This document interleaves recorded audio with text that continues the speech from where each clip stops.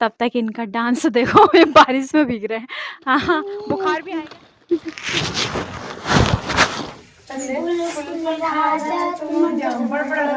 तो ये हमारे गांव का ही दीवा माता का मंदिर है, तो वहीं पर हम रुक गए हैं अभी। नमस्कार दोस्तों, मैं हूं दीप्ति खंडारी और मैं स्वागत करती हूं आप सबका आज की इस नई वीडियो में। तो आज हमारे उत्तराखंड का लोक पर्व फूलदेई है और फूलदेई को कई नामों से जाना जाता है। कुमाऊं में इसे फूलदेई, छम्मा देई, दैनी द्वार कहते हैं और गढ़वाल की मैं बात करूं तो गढ़वाल में फूल संक्रांति और जौनसार भाबर में इसे गोगा नाम से जाना जाता है। लेकिन मनाने का तरीका वही है कि बच्चे इसमें फूल लेकर आते हैं, टोकरियां भर के लाते हैं और अपने आसपास घर गांव में सभी लोगों की घर की देहरियों में फूल सजाते हैं। और जब फूल सजाते हैं तो उस समय बच्चे गाना भी गाते हैं और इस गाने में वह उस घर परिवार के लिए एक कामना करते हैं और कहते हैं कि इस घर में सुख समृद्धि आए और खुशहाली आए। और तब बड़े बुजुर्ग आशीर्वाद स्वरूप में उन्हें कुछ ना कुछ खाने की जो चीज़ें होती हैं बच्चों की, जैसे कुछ पकवान बने होते हैं या गुड़, चावल, चॉकलेट, बिस्किट जो भी होता है तो वो बच्चों को देते हैं। तो ये एक अनोखा त्यौहार है पूरे संसार में जो बच्चों के द्वारा शुरू होता है और बड़े बुजुर्गों के द्वारा इसका समापन होता है। साथ ही ये प्रकृति के साथ भी जुड़ा हुआ है। तो आप लोगों को भी उत्तराखंड लोक पर्व फूलदेई, फूल संक्रांति सपरिवार हार्दिक शुभकामनाएं और आपके घर में भी खुशहाली आए, सुख समृद्धि आए। और ये पर्व किस तरीके से हम लोग घर गांव में मनाते हैं ये सब कुछ आज की वीडियो में आप लोगों को मैं दिखाने वाली हूँ। साथ ही इसके पीछे जो इंटरेस्टिंग कहानी है कि किस आधार पर ये लोक पर्व हम लोग मनाते हैं वो भी आप लोगों को मैं आज की वीडियो में बताऊंगी। तो आप लोग मेरे साथ बने रहिएगा और हमारे लोक पर्व फूल संक्रांति के बारे में भी जानिएगा। और ये देखिए आप लोग, तो ये परिधि और सरिता भी मेरे साथ में है और ये है फुलारी जो फूल डालेंगी। तो यहाँ पर जो भी इस दिन फूलदेई के दिन दहलीज पर, देहरियों पर लोगों की फूलों को डालते हैं तो उसके लिए पहले दिन या फिर अगले दिन मतलब सूर्योदय से पहले पहले फूल तोड़कर लाने पड़ते हैं। तो उन्हीं को फुलारी कहते हैं और ये हैं फुलारियाँ इस वक्त मेरे सामने। तो किस किस के फूल होंगे आजकल? मतलब मेलू, हाँ। लैया, पैया कुछ भी ला सकते हैं मतलब। कुछ भी ला सकते हैं। हाँ। फूल और वैसे भी बसंत ऋतु है तो इस ऋतु में तो हर तरह के फूल खिले होते हैं चारों तरफ। कई तो आजकल तो मतलब फूलों का ही पूरा ये मौसम है। तो चलो फिर, है ना, चल दो चलो। चला फुलारी सौदा सौदा फूले विरोला भौरो का झूठा फूले ना तोड़ा वारो का झूठा फूले ना चला फुलारी।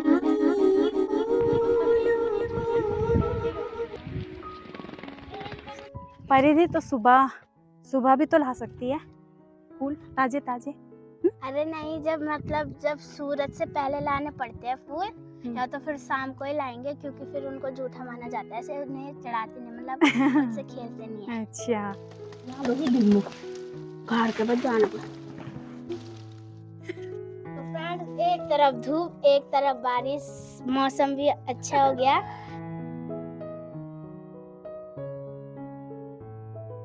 तो ये हमारे गांव का ही दीवा माता का मंदिर है, तो वहीं पर हम रुक गए हैं अभी। तीनों के तीनों क्यों, चारों ये भी साथ में है। तो थोड़ी देर रुकते हैं, उसके बाद बारिश कम हो जाएगी तो फिर निकलेंगे फिर आगे की तरफ। आजा।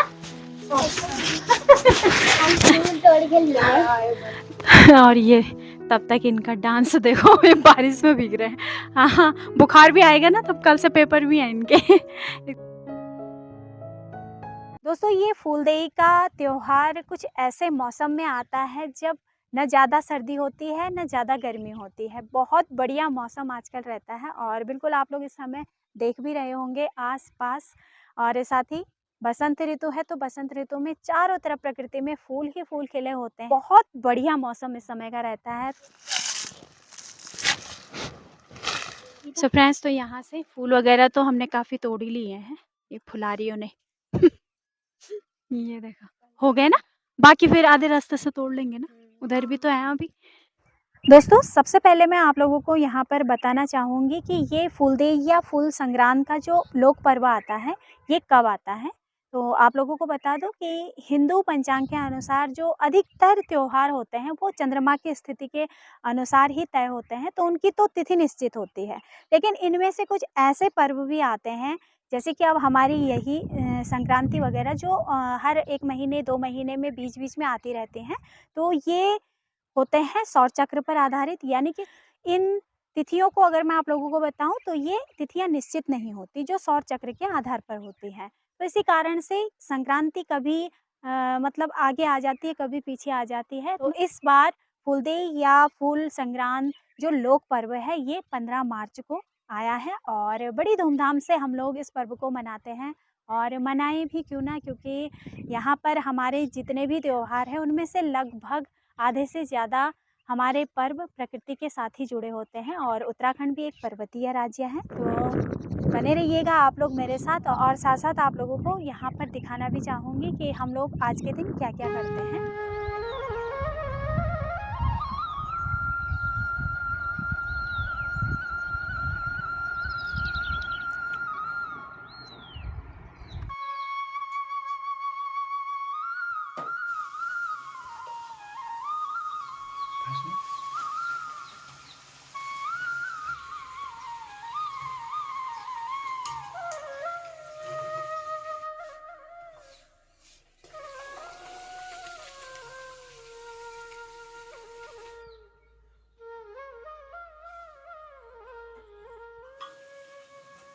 फ्रेंड्स, तो यहाँ पर पूरी पकौड़ी और पूजा पाठ वगैरह सब कुछ करके मैंने सब तैयार कर लिया है। तो अभी ऊपर गांव से भी बहुत सी फुलारियाँ आती हैं जो फूल डालती हैं देहरियों में, तो उन सब के लिए ये सब बना कर। ये परिधि की टोकरी देखो, फूल फूल खा जा तुम घरम बड़ा बड़ा राजा। और सुबह सुबह देखो फूल देहरी पर सजा भी लिए उसने। उसके बाद वो स्कूल भी जाएगी। हैं, स्कूल की छुट्टी नहीं है ना आज। फूल खा जा तुम्हारे घर में बड़ा बड़ा राजा, ठीक है।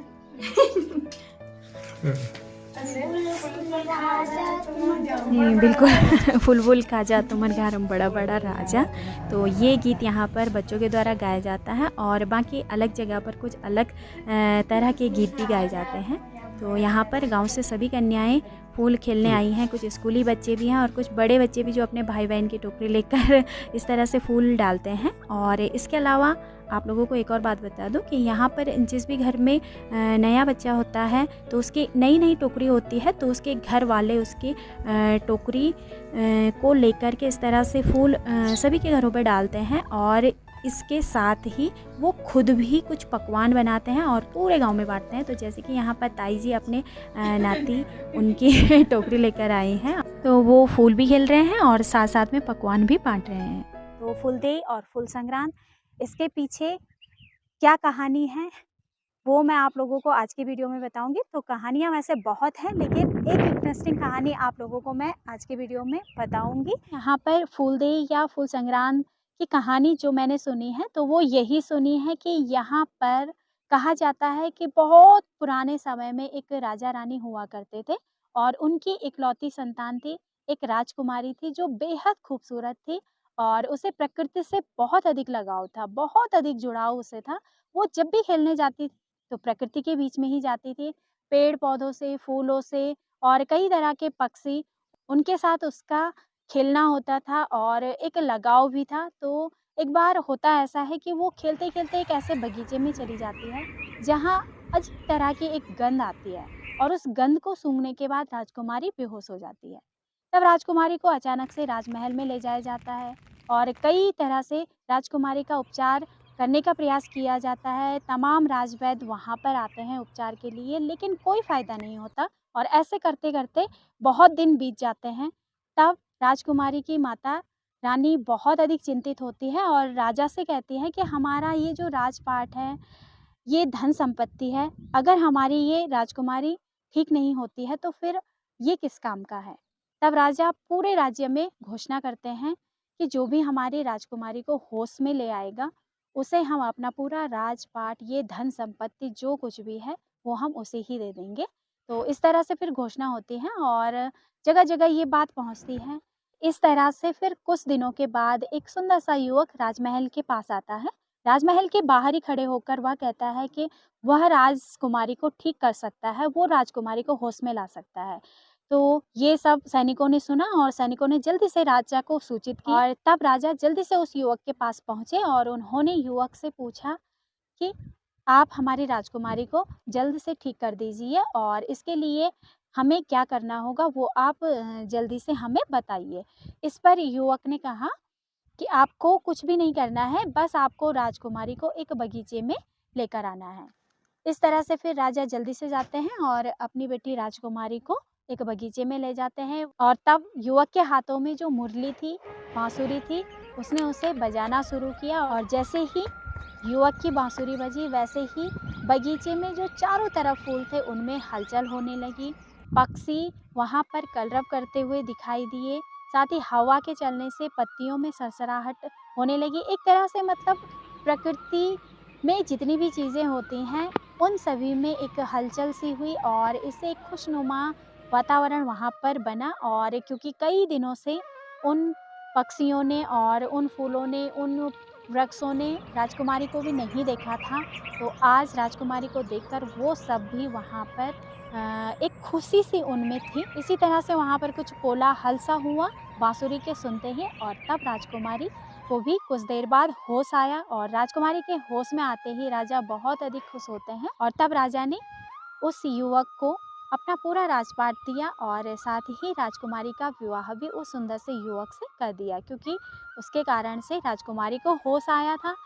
और कहते हैं कि उस दिन चैत्र संक्रांति का ही दिन था और राजा ने खुशी में फिर पूरी प्रजा में ये घोषणा की कि अब से लेकर के और पूरे 1 महीने तक सभी लोग अपनी घरों की देहरियों को फूलों से सजाएंगे और इसी तरह से फिर लोग फूल संक्रांत के त्योहार को मनाने लगे और आज भी हम लोग इस त्योहार को कुछ इसी तरह से मनाते हैं। तो कुल मिलाकर के प्रकृति को आभार प्रकट करने का ही ये त्योहार है। लेकिन अब कहीं-कहीं पर एक ही दिन इस त्योहार को मनाया जाता है, जैसे कि हमारे यहाँ पर भी एक ही दिन मनाया जाता है।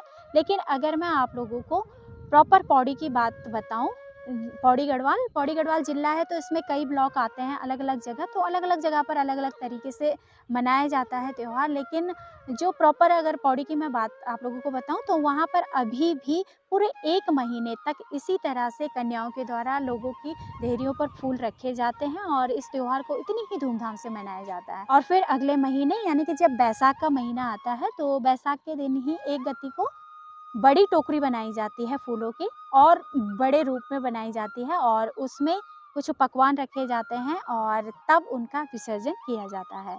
तो इस तरह से फूल संग्रांद और फूल संक्रांति की ये कहानी है और अलग-अलग जगहों पर अलग-अलग तरह से लोग इसे सेलिब्रेट करते हैं। तो जिस तरह से भी करते हैं, लेकिन एक सादगी भरा ये त्योहार है, पर्व है, जो हर किसी के लिए सुख समृद्धि लेकर आता है।